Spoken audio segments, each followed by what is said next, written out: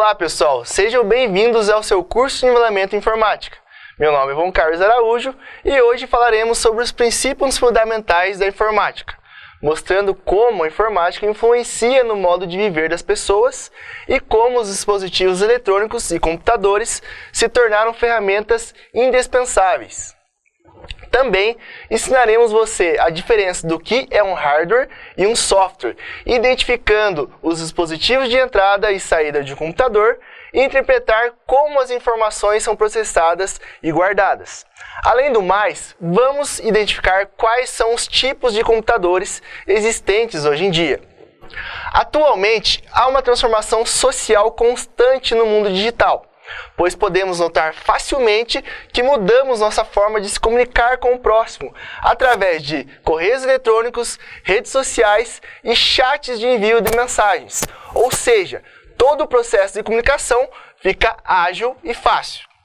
Podemos citar também a interação no mundo do entretenimento e multimídia, onde, por exemplo, podemos ter diversos filmes e seriados em nossa TV sem nem mesmo precisarmos sair de casa. Os serviços empresariais também ganharam muito com a tecnologia, onde sistemas de tomada de decisões estão cada vez mais presentes, com o objetivo do aumento da produtividade e diminuição de custos. Sistemas que auxiliam nas tarefas cotidianas e geram relatórios inteligentes são essenciais no mundo competitivo. Nas indústrias, todo o processo é automatizado, para que se possa produzir em larga escala e em um tempo reduzido, onde o processo manual poderia levar dias para fazer a mesma tarefa. E por fim, no comércio, a tecnologia traz a possibilidade das vendas online, que podem ser realizadas de empresa para cliente ou até mesmo de cliente para cliente. Todos os benefícios citados acima podem ser realizados por algum tipo de computador. Quando falamos em computador, não falamos somente dessas máquinas. O computador pode estar na palma de suas mãos, por exemplo em celulares, ou até mesmo em sistemas acoplados na sua cozinha, em geladeiras inteligentes, por exemplo. No campo também com máquinas agrícolas automáticas, no comércio e na indústria. Ou seja, são computadores pessoais, portáteis, acessórios integrados, entre outros. As principais características dos computadores apresentados são alta velocidade de processamento, alta capacidade de armazenamento e são programáveis.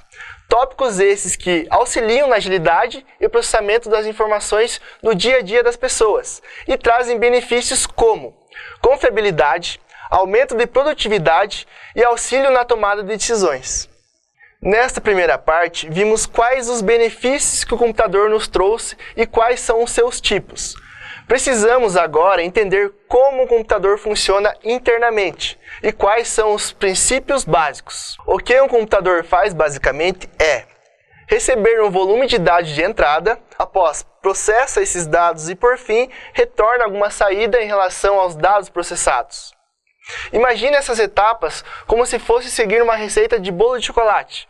Como entrada você tem os ingredientes, como ovo, farinha e chocolate, e você tem a receita para lhe ajudar no modo de montar o bolo, fazendo a mistura dos ingredientes e o processo de colocar no forno. Por fim, você tem a sua saída, o bolo completo. Portanto, os ingredientes da receita do bolo são os dados de entrada, já a receita do bolo são as instruções seguidas para o processamento dos dados, modo de fazer. E o bolo pronto é a saída desses dados processados. Na parte do processamento, podemos destacar operações, que são instruções passadas ao computador e ordens que executam instruções de entrada e saída de dados, instruções de movimentação e instruções aritméticas. Aqui estão alguns exemplos de instruções que o computador pode realizar. Instruções de entrada, de saída, instruções de transferências, instruções aritméticas, lógicas e de comparação. As instruções são geralmente montadas em um roteiro sequencial. Quando executamos essa sequência com sucesso, podemos considerar como um programa de computador. Visualizando agora os componentes de um sistema computacional, verificamos que, para que esses programas funcionem corretamente, precisamos de duas partes essenciais do computador, que devem estar em harmonia: o hardware e o software. Para entender melhor a definição de hardware, ele é tudo aquilo que você pode tocar no computador. Ou seja, são componentes mecânicos, elétricos e eletrônicos, dos quais são construídos os componentes e computadores. Já o software são conjuntos de instruções e procedimentos que permitem utilizar da capacidade de processamento fornecida pelo hardware.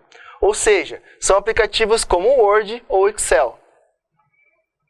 Apresentamos agora os componentes considerados hardware, que também são dados de entrada, como o mouse e o teclado de um computador. E componentes de saída, como por exemplo o monitor e a impressora.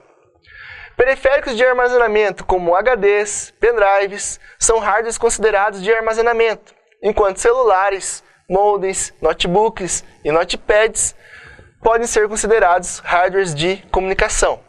A organização funcional de um computador pode ser enfatizada por esta imagem, onde no sistema central nós temos a unidade central de processamento, CPU, também é conhecida como unidade que faz todo o processamento de um computador, e a parte do sistema computacional, que realiza as instruções do programa de um computador.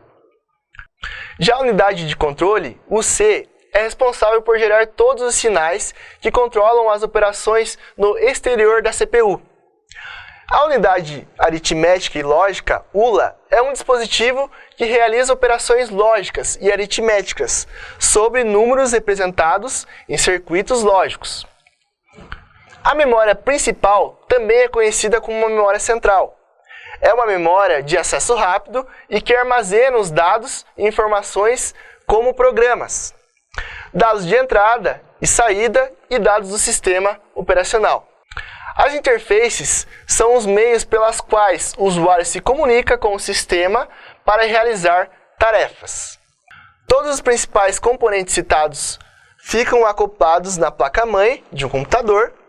Componentes como processador, memória RAM, BIOS e barramentos, que iremos explorar cada um detalhadamente nos próximos slides. Basicamente, um processador é uma poderosa máquina de calcular. Ela recebe um determinado volume de dados orientados em padrões binários de 0 e 1 e tem função de responder a esse volume processando a informação com base em instruções armazenadas em sua memória interna. A memória são todos os dispositivos que permitem a um computador guardar dados temporários ou permanentes. Ou seja, memória é um termo genérico para designar componentes de um sistema capaz de armazenar dados e programas.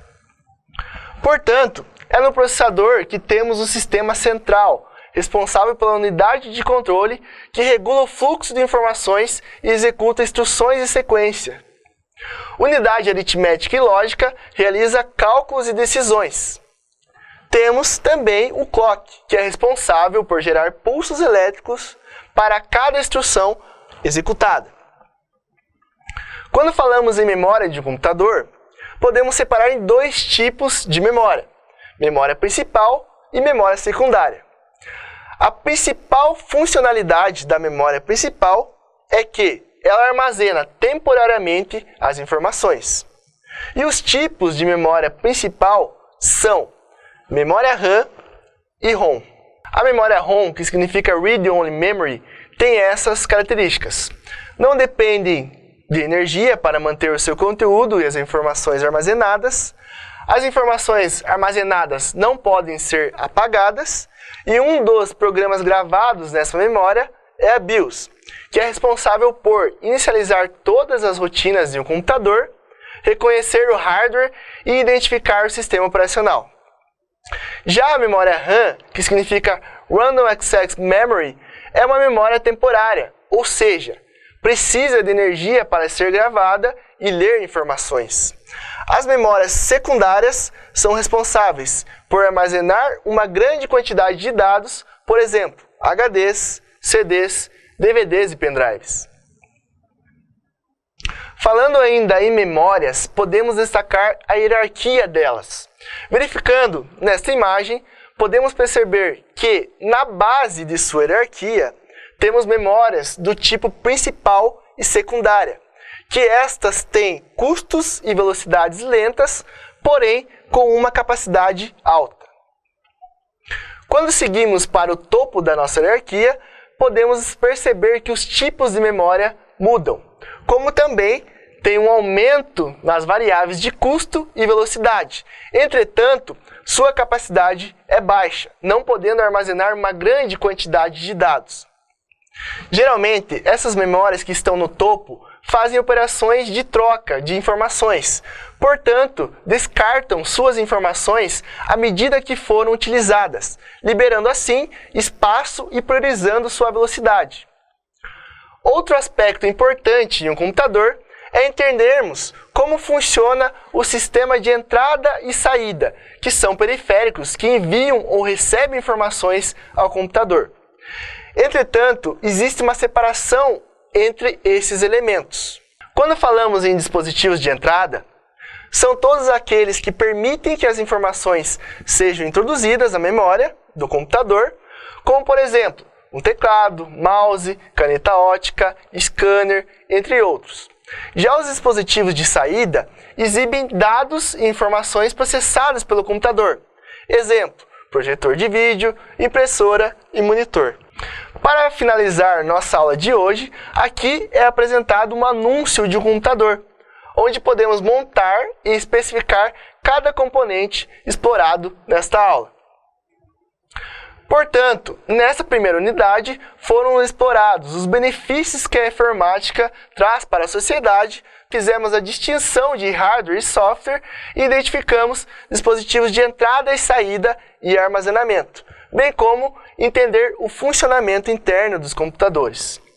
Essa aula já chegou ao fim, muito obrigado pela sua atenção, um forte abraço e até a próxima aula.